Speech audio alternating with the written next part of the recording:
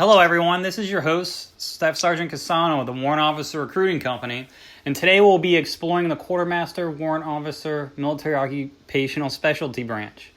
Our special guest is none other than CW5 Lewandowski from Quarter Master Proponent, and she'll be talking to us about her experience in the Quartermaster branch. We have about 20 questions we will dive into regarding all of the Quartermaster Warrant Officer MOSs, because they're so similar in contrast with the exception of a few. Chief Lewandowski, thank you so much for joining us today, and we are excited to hear your input and all the different ways that Quartermaster occupational specialties can contribute to the mission accomplishment.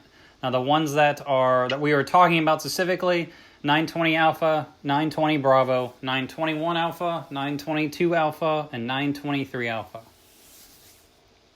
Yes, glad to be here, and thanks for hosting me today. Can you tell us a little bit about your experience as a warrant officer and how you feel about serving in your warrant officer specialty? Making the decision to become a warrant officer is the best decision I ever made. Part of the reason I became a warrant officer is because I enjoyed what I was doing as a supply sergeant, and I wanted to be able to perform at a higher level as a property book officer. At the time, I had no idea the level of impact I would be able to make across the Army, but have found true pleasure in being able to do little things like guiding young commanders through the requirements of conducting a proper change command inventory, and then seeing them leave command with no loss of property. Assisting and supporting supply personnel as they build their skills in their MOS. Providing guidance and mentorship to those striving to become warrant officers, and also just being part of the warrant officer family. I could go on and on about why I enjoy being a warrant officer, but the fact that warrant officers look out and take care of each other is one of the things I value the most. Regardless of MOS or branch, anytime I've ever been in a situation where I needed assistance, I knew I could pick up the phone and call a fellow warrant officer and get the assistance I needed. Great answer, Chief. My next question.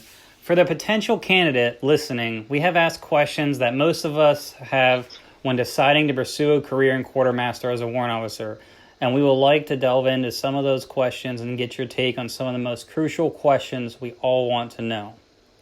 Let us begin by asking, what do warrant officers in your specialty do in a normal span of a duty day when they start out as a new warrant officer in the cohort, and how do those responsibilities evolve into more responsibilities later on? Quartermaster warrant officers are responsible for doing a variety of supply-related functions in fields that are primarily customer support focused. So our 920 Alpha property accounting technicians are responsible for ensuring units have all required equipment to perform their mission and ensuring 100% accountability is maintained. A 920 Alpha will start off as a property book officer at a battalion level, and over time they'll move into positions as a property book officer at higher levels, and then later on move to at a higher level as an asset visibility manager at division and higher. 920 Bravo supply system technicians are the Army supply chain managers. They begin as accountable officers in a supply support activity where they ensure organizations supported have the parts and supplies needed for their mission. They oftentimes do not realize just how critical they are to the Army, but the reality is the health of a unit's readiness level can be affected by how well they operate their SSA. Once they reach the CW3 level, they transition into being a material manager, where they play a larger role for the Army in affecting readiness across the force. Our 921 Alpha airdrop systems technicians are the Army's experts in all things aerial delivery. They start off serving at platoon level in a quartermaster company overseeing parachute packing operations. As they progress, they move into positions where their duties include planning and overseeing aerial delivery operations, coordinating aerial resupply, and performing safety and compliance inspections. Next MOS, the 922 Alpha Food Service Technician, are responsible for overseeing the Army's food service programs. They begin as brigade-level food advisors, where they ensure food service programs within the brigade are providing quality meals in both a garrison and field environment. This includes performing periodic inspections, providing guidance and mentorship to the culinary specialists in their organizations. As they progress, they have the opportunity to continue to provide oversight of food service programs at division and above level, but also provide support through ensuring field feeding and subsistence supply support is provided. Our final and our youngest quartermaster MOS, the 923 Alpha Petroleum and Water Systems Technicians, are responsible for petroleum storage and distribution, water production, storage and distribution, and petroleum laboratory operations.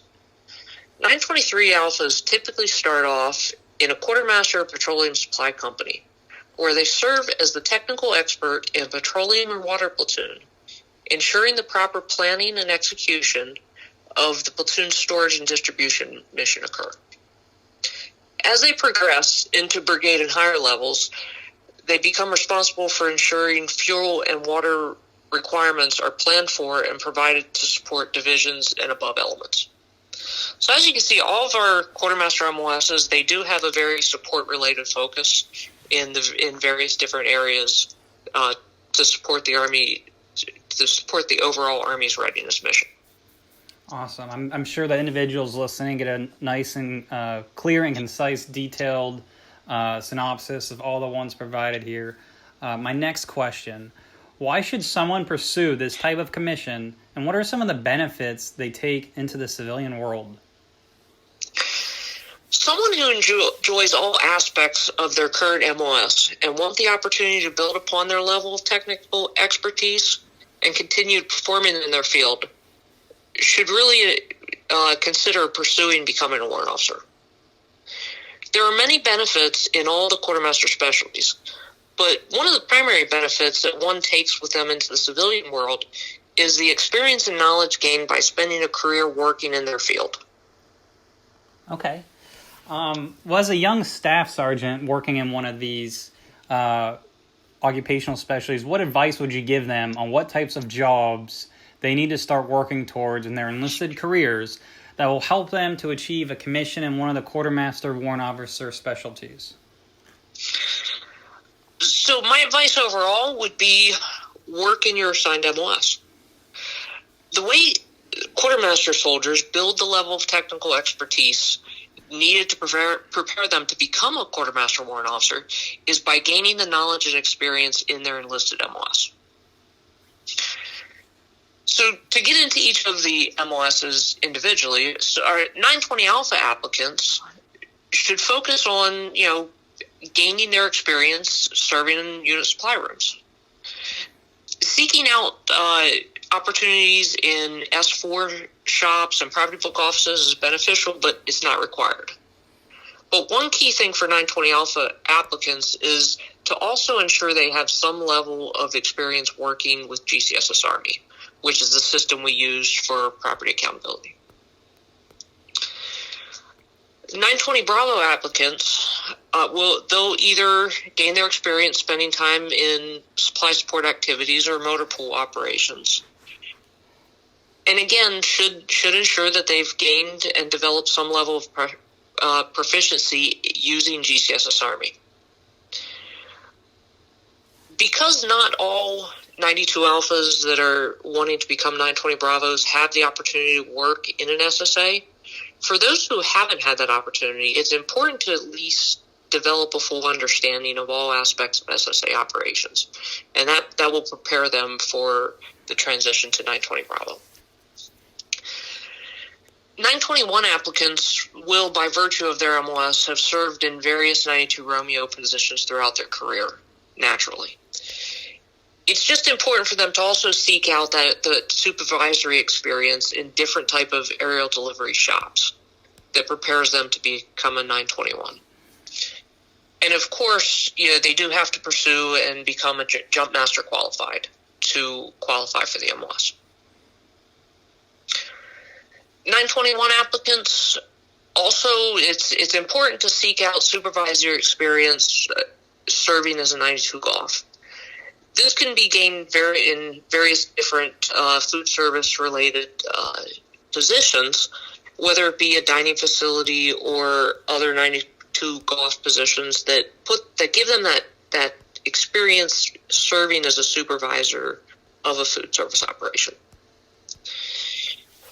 923 applicants need to focus on again, serving in positions related to their MOS, whether it be fuel, water, or laboratory focus. Some experience that they should seek out is gaining experience in planning and executing storage and distribution operations. For petroleum specialists, one added benefit is if they have the opportunity to gain aviation fuel experience. It's not required, but it is beneficial. Okay. What types of training can a young enlisted NCO benefit from when considering to pursue a career in one of the Quartermaster Warrant Officer specialties? Really, any type of MOS-related training that will increase the NCO's level of technical expertise is beneficial, whether it be unit-level training or institutional training. For 920 Alpha and 920 Bravo applicants, just because GCS Army has changed, pursuing any GCS Army training is, whether it be online or installation troop school training, is beneficial. And this is mainly for those who haven't had the opportunity to work in that environment. What is the most common mistake made by applicants applying to the cohort, and how can it be avoided? The most common mistake is not ensuring their packet shows that they meet all of the technical MOS prerequisites. For Quartermaster, what we see specifically is the experience prerequisite, the TABE test requirement, and the letter of recommendation. The experience prerequisite requires the applicants have 5 years of experience working in their MOS within the last 8 years. And for 921s, it's 7 years within the last 10 years. This means if an applicant has spent greater than 36 months performing non-MOS related duties over the past 8 years, they will not be qualified to compete. And we add the 36-month in there because we know that NCOs get selected for recruiting duty and drill sergeant duty. So we don't want to prevent them from being able to apply. But we just want to, as NCOs are planning for their career, ensure that if they want to become a warrant officer, that they keep in mind the fact that the experience prerequisite is one that has to be met and is not waiverable. The TABE test prerequisite is the standard, but 6 credit hours of college English can be used to substitute for. A common mistake we've seen with applicants is they don't include all their college transcripts. They may have the 6 credit hours, but they didn't include the transcripts in their packet that gives that proof. And this is a simple fix, just paying attention to detail when compiling the packet and ensuring documentation is included. As for the Senior Warrant Officer Letter of Recommendation, Quartermaster has a specific requirement. This LOR comes from within the applicant's organization or installation. So if an applicant cannot locate a warrant officer within their organization or installation, from the proponent office, we can assist them. They just need to reach out to us, and we'll point them in the right direction. I do want to note that the requirement is verified, so it is best to ensure the right senior warrant officer is endorsing the packet prior to submitting, just to prevent delays in the packet processing. With this requirement, we do realize that some NCOs serving in duties such as recruiting duty or locations where there isn't a quartermaster warrant officer assigned may have to get their letter of recommendation from someone outside of their installation. Those situations, the key is just ensuring that the letter of recommendation comes from a senior quartermaster warrant officer. And NCOs who find themselves in those situations can, again, reach out to us in the proponent office, and we will point them in the right direction. Thank you for the clarity. Now, when submitting a packet to the board, what do board members value the most, and could help us to describe the process that takes place when your packet is reviewed by the board? A packet that is well put together and free of errors are definitely a key to all board members. Letters of recommendations that speak specifically to the applicant's qualities, accomplishments, and suitability to thrive as a warrant officer are important. Recommend, applicants try to avoid letter recommendations that are too generic or have too much fluff added to them. The summary portion of the resume is a key part where the applicant can speak directly to the board member. A good summary conveys the applicant's message clearly and briefly. If the summary portion is too long or contains a host of generic statements, there's a chance the board member may not have time when screening the packet to read it. And finally, the strength of NCOERs is also important. This is obviously something an applicant needs to work on well before they make the decision to submit a packet. But well-written NCOERs that have clear enumeration definitely aid board members when screening and scoring packets. Once a candidate is selected, how long do they attend walks, and how long is the training for the Quartermaster Warrant Officer specialties? So typically, a candidate can expect to attend Warrant Officer Candidate School within 6 to 7 months of being selected to become a Warrant Officer. And Warrant Officer Candidate School is a 5-week course. There's normally about a 3 to 4 week break between Warrant Officer Candidate School and Warrant Officer Basic course, which is the time the W01 would return to their unit, finish out processing their current installation, and proceed to Warrant Officer Basic course. The Quartermaster Warrant Officer Basic course lengths vary. Our 920 Alpha course is 8 weeks. The 920 Bravo course is 6 weeks. 921 is 9 weeks. 922 Alpha is 7 weeks. And 923 Alpha is 10 weeks.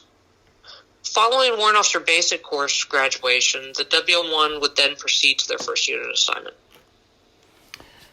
What advice would you give to a newly selected NCO in your unit on how to prepare for Warrant Officer Candidate School and the Warrant Officer training they are about to conduct? For Warrant Officer Candidate School, ensure you're physically fit and ready for the physical rigors of the course. Also, if you haven't used your land navigation skills in a while, look into opportunities at your installation to brush up on land navigation prior to attending Warrant Officer Candidate School, so you're prepared for this portion of the course.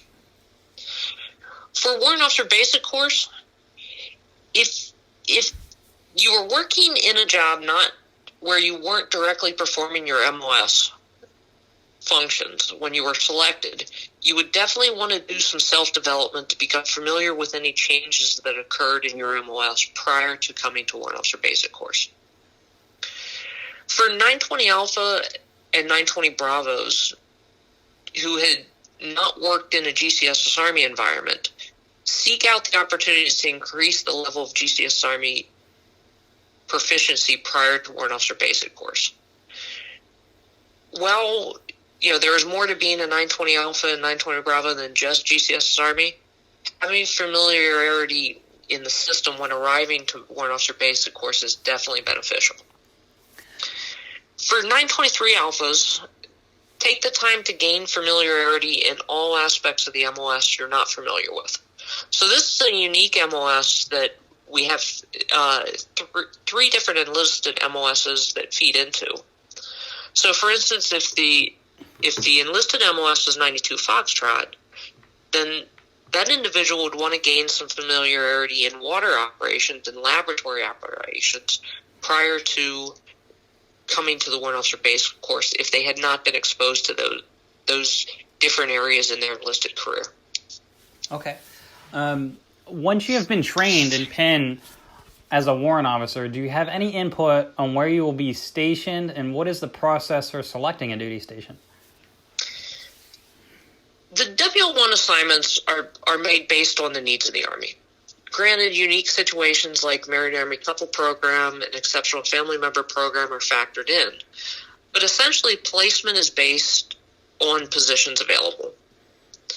Although one thing the applicant can do is when they're filling out their DA Form 160 for their packet, just keep in mind that the assignment managers at HRC, they do review this form. So if, for example, an applicant would really like to be assigned to Fort Drum, and they list that as their top preference on their DA Form 160, if a vacancy suitable for a W-1 needs to be filled at Fort Drum, there's a good chance they would get that assignment. So my advice is just when filling out that form, put preferences that are realistic duty locations for the MOS you're applying for. Okay. When approaching your unit OIC and senior warrant officer for a letter of recommendation, what steps should an NCO take to position themselves in receiving a stellar letter of recommendation?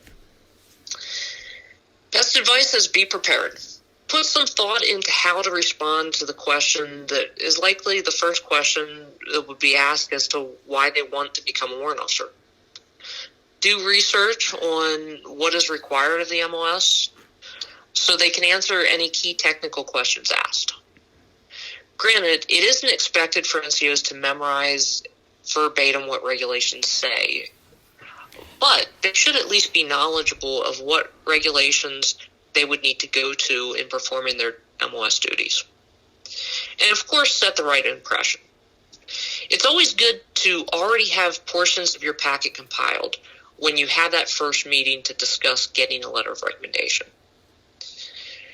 And for those NCOs that are seeking to obtain a letter of recommendation from a senior warrant officer they have not had much interaction with, the level of preparedness is especially important for them, because that will truly be the first introduction they have with that warrant officer they're hoping to endorse their packet. Okay.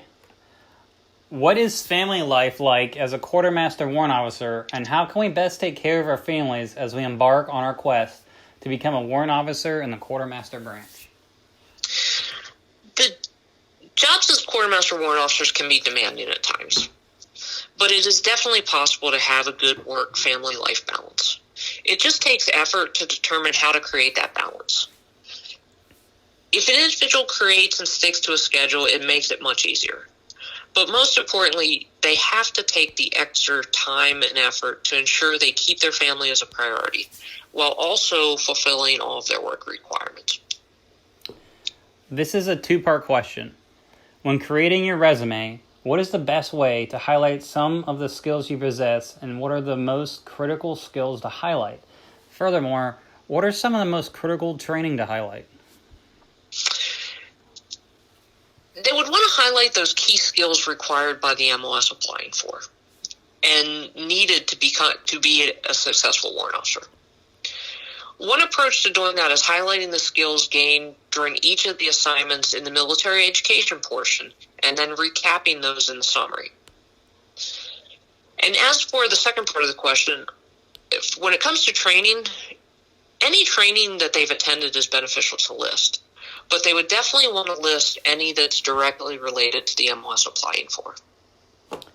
What are some of the most important things to talk about in the resume summary page, and how do board members view these comments? The most important thing to talk about in the summary page are three main things. Why do they want to become a warrant officer? What has prepared them throughout their career to serve as a warrant officer? What impact they feel they can make on the Army as a warrant officer? So a good summary will grab the reader from the beginning, conveys confidence, but not an arrogant message, and shows the passion the applicant has for wanting to join the warrant officer ranks. And all of this should be conveyed using only about half the page. If the summary fills up the entire page or contains a host of generalities, the board members may not have time to read it. Where are the 3 best duty stations that one can expect to serve and while assigned as a quartermaster warrant officer? All duty stations you can serve at as a quartermaster warrant officer are great duty stations. What is considered a best location would vary. But I would say that because just about every organization across the Army has a need for some type of quartermaster warrant officer, we do have a lot of options. plenty of positions spread across CONUS, and we also serve OCONUS in Hawaii, Japan, Germany, Italy, Korea, Belgium, and Alaska. Although my advice is not to get too hung up on location and focus more on the opportunity gained for career progression. I started my warrant officer career at Fort Drum, which, to be honest, I wasn't super excited about. But once I got there and after the fact, I realized that the career opportunities I had while I was there helped me achieve the things I had in my career. On the subject of promotions, starting from W01, how long will it take in this warrant officer MOS to progress through each rank to CW5? So first promotion from W01 to W2 will occur in 2 years. After that, it'll be 4 years before being considered for CW3. And with successful selection, promotion to CW3 will be in that following fiscal year. Then they will serve for 4 years as a CW3 before being considered for promotion to CW4. Again, with successful selection, they'll be promoted to CW4 that following year. Then after serving 3 years as a CW4, they will have their below zone consideration for CW5, followed by their primary zone consideration at the 4-year time and grade point as a CW4. So overall, if meeting all the promotion gates, it takes roughly 17 years to go from W01 to CW5 in all of our quartermaster MOSs. Why should someone compete in one of the specialties in quartermaster branch as a warrant officer, and how does it benefit the nation? Being a quartermaster warrant officer gives you the opportunity to impact the Army in a greater capacity in your field and create positive change within your area of expertise. The most rewarding parts of my time spent as a quartermaster warrant officer have been those where I was in a position to improve an Army process, assist an organization in need, or aid a junior soldier in accomplishing a goal. All of these things benefit our nation by making our Army stronger.